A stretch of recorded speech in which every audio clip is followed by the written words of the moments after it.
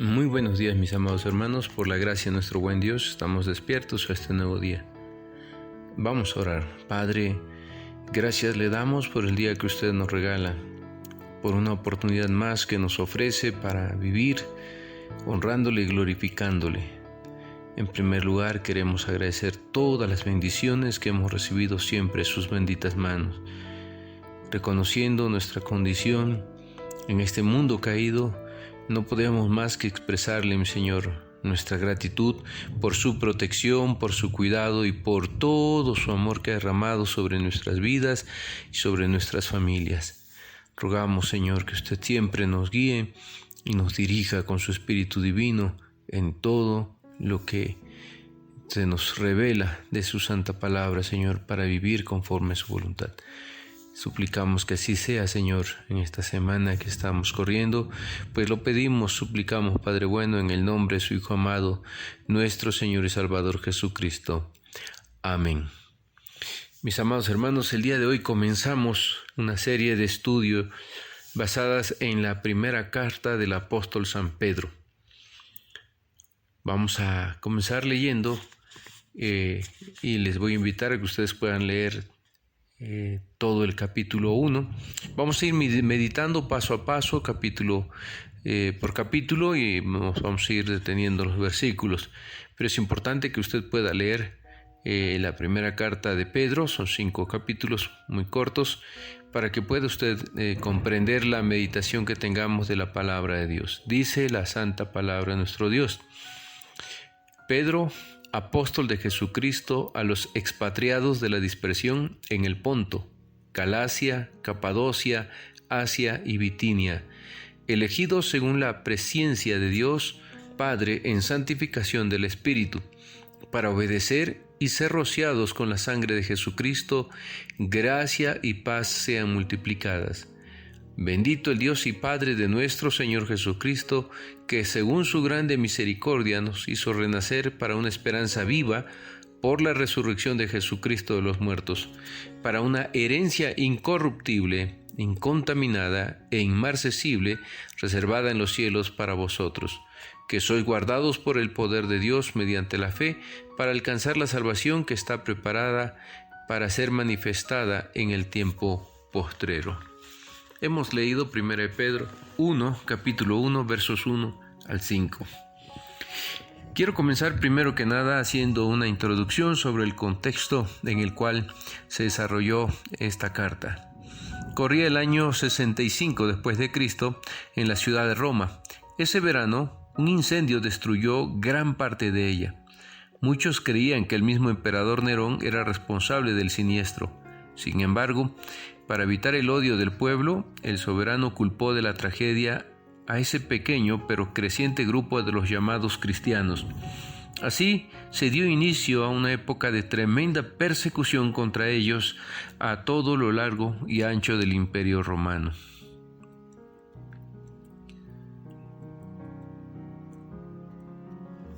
Hasta entonces, el cristianismo se había considerado como una secta procedente del judaísmo, religión que las autoridades no toleraban. No obstante, fue precisamente en esa época que el movimiento tomó su identidad singular y fue terminantemente prohibido. De repente, los creyentes empezaron a ser considerados como criminales, lo que provocó olas de represión y persecución por causa de su fe. En tales circunstancias, el apóstol San Pedro sintió la necesidad de escribir esta carta. Los destinatarios se hallaban muy lejos de Roma porque eran habitantes de Asia Menor. Así se le conocía a la región que hoy en día sabemos, ahí se encontraban ubicadas las iglesias del Apocalipsis. Esas 7 iglesias a las cuales se les envió un mensaje estaban en lo que se consideraba en aquel entonces como el Asia Menor. Probablemente por eso todavía no experimentaban estos hermanos la persecución en forma grave, porque ellos estaban lejos de Roma, pero ya eran objeto de hostilidad y burlas por parte de sus coterráneos.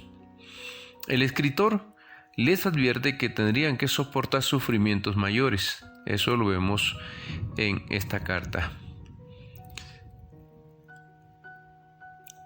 Vamos a hablar sobre el autor y la fecha. El escritor se identifica en el primer versículo como Pedro. El contenido de la enseñanza también manifiesta que él es el legítimo autor porque se asemeja a los mensajes que dio en el libro de Hechos. Asimismo, algunos pasajes de la carta muestran que conoció personalmente la vida de Jesús. La carta fue enviada aproximadamente por el año 63 o 64, tal vez un poco después del inicio de las persecuciones de Nerón. Al escribir esta carta, ya tenía 30 años de experiencia en el ministerio, por lo que habla con gran madurez acerca de los padecimientos en la vida de los cristianos. Después del conflicto en Jerusalén, que nos relata Hechos capítulo 15, el Nuevo Testamento no menciona mucho acerca de las actividades de Pedro. Probablemente trabajó en Asia Menor, en las zonas que se mencionan en el versículo 1. Por ejemplo, aquí habla de el Ponto, Galacia, Capadocia, Asia y Bitinia en el versículo 1. Estas zonas están mencionadas en el verso 1 del capítulo 1. Y probablemente al final llegó a Roma cuando ya era un hombre avanzado en edad.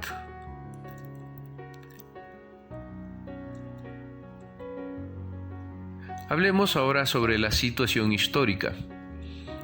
Primera de Pedro está dirigida a los cristianos que vivían en 5 de las provincias romanas, situadas en lo que hoy es el país de Turquía, y la misiva debía hacerse circular en todas las congregaciones de la región. El contenido indica que los destinatarios no estaban experimentando persecución insoportable y que todavía las autoridades locales de alguna manera premiaban la buena conducta. Sin embargo, Pedro les está advirtiendo de persecuciones futuras más serias.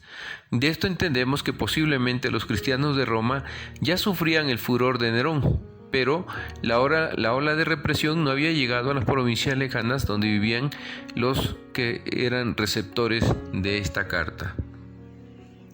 En el capítulo 5, verso 13, Pedro manda saludos de los que están en Babilonia. Probablemente usó ese nombre en clave para que no supieran dónde estaba. El apóstol Pedro murió cerca del 67 después de Cristo. Propósito y tema de esta carta. El autor se dirige a los creyentes que estaban bajo presión por parte de la sociedad en que vivían. Además, sabía que la situación empeoraría esas circunstancias difíciles, por lo que les escribe para enseñarles cómo debían conducirse bajo estos difíciles momentos que ellos estaban viviendo. Cuando uno vive en un ambiente hostil, la prioridad es sobrevivir y tratar de actuar y hablar de tal manera que se evite en lo posible el peligro. Es un desafío muy grande honrar a Dios en medio de circunstancias adversas. Junto con estas instrucciones va el propósito de animarlos. Y en verdad, hermanos, esta carta nos va a servir mucho para nuestros tiempos, pues el propósito de Pedro era que los creyentes pudieran seguir honrando a Dios aún en medio de condiciones tan adversas. Por eso les anima a estar firmes en su fe. Con lo anterior en mente, el apóstol analiza la relación que existe entre el sufrimiento y la gloria, haciendo hincapié en la agonía de Cristo y la victoria que resultó de ella. La carta relaciona la doctrina cristiana con la conducta del creyente, basándose en el ejemplo del Hijo de Dios, y enseña que el padecimiento es normal y algo que debe esperarse. La conducta santa y paciente que nuestro Señor demostró en medio del tormento es el modelo que debemos seguir como creyentes. Después de las penas, Dios promete victoria y gloria a los que sufren por su nombre. Comencemos con los primeros versículos a meditar. ¿Cómo vivir seguros en un mundo incierto? Los versículos 1 y 2 del primer capítulo son la salutación y es donde se identifican el autor y los destinatarios. Asimismo, se describen las circunstancias problemáticas en que vivían quienes reciben la carta. Generalmente, Dispersión se refería a los judíos que desde el tiempo del exilio en Babilonia vivían fuera de Palestina, pero aquí se refiere a todos los cristianos, judíos y gentiles que están esparcidos por las 5 provincias romanas del norte de Asia Menor. Aquí en el verso 1, el apóstol San Pedro las menciona. Pedro, apóstol de Jesucristo, a los expatriados de la dispersión en el Ponto, Galacia, Capadocia, Asia y Bitinia. Pensemos, cuando una persona viaja a un país extranjero, ¿cuáles son los factores que le hacen sentirse inseguro? ¿Qué cosas le pueden ayudar para que se sienta tranquilo? Aunque esté lejos de su hogar o de su país, ¿qué le puede dar tranquilidad? Rechazados por el mundo. Versículo 1. Los judíos cristianos habían sido literalmente expatriados y tenían que vivir lejos de su nación. De la misma manera, todos los creyentes nos pasa lo mismo en lo espiritual.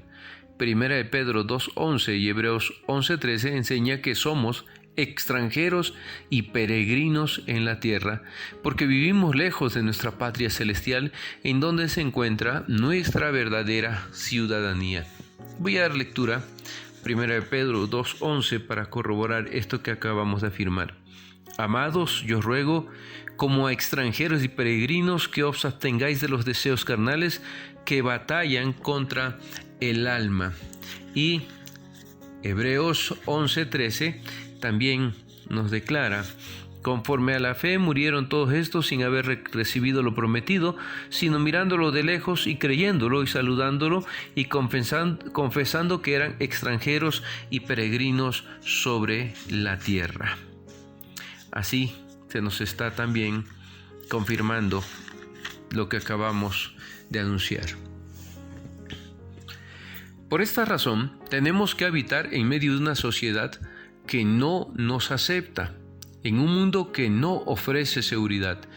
Todo cristiano está expuesto a los caprichos de otros y a peligros e injusticias de parte de los que no honran a nuestro Dios.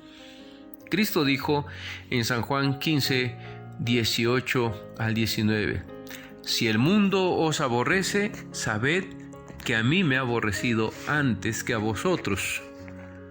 Si fueseis de este mundo, el mundo amaría lo suyo, pero porque no sois del mundo, antes yo os elegí del mundo, por eso el mundo os aborrece. Escogidos por Dios. En el versículo 12 nos habla de que fuimos escogidos por nuestro Dios. Dice el texto: elegidos según la presciencia de Dios Padre en santificación del Espíritu para obedecer y ser rociados con la sangre de Jesucristo. Gracia y paz os sean multiplicadas. El creyente no encuentra su identidad y sentido de pertenencia en el mundo que lo rodea, pero tiene la seguridad de que Dios lo ha seleccionado para hacer de él y darle una ciudadanía en el cielo. Cuando se siente solo y perdido dentro de la gran masa de una sociedad que no lo entiende y que está en su contra muchas veces, debe recordar que Dios se fijó en él, que Dios lo escogió y lo amó. Es un tesoro que el Señor ha tomado para sí mismo. Este versículo especifica los pasos sobrenaturales que el Altísimo dio con el fin de salvarnos, indicando que cada una de las personas de la Divina Trinidad participaron en este proceso. 1. El Padre seleccionó al individuo para salvarlo. Fue elegido según la presciencia de Dios. 2. El Espíritu Santo nos apartó para el Padre Celestial y obró para llevarnos a creer en Cristo, iniciando el proceso de santificación. 3. El resultado de la obra del Padre y del Espíritu Santo es que el individuo respondió al llamado a la salvación y obedeció a ese llamamiento. 4. La sangre de Jesucristo se roció o derramó en su muerte para limpiar o perdonar los pecados. Así encontramos que el Padre nos escogió, el Espíritu Santo nos apartó y en la sangre de Jesucristo fuimos perdonados. Qué hermoso es encontrar, mis hermanos, que esta doctrina bíblica nos habla de un Dios trino y uno, en el cual la Trinidad completa ha participado en esta elección que se ha hecho para nuestras vidas. Fuimos elegidos por Dios para vivir para Él y para agradarle y honrarle todos los días de nuestra vida. Hasta aquí en este día dejamos nuestra reflexión. Primera de Pedro, estamos en versículos 1 y versículo 2. Mis hermanos, sigan leyendo, meditando en este hermoso texto bíblico de Primera de Pedro. Si el Señor lo permite, mañana continuamos con nuestra reflexión con los siguientes versículos. Dios les bendiga.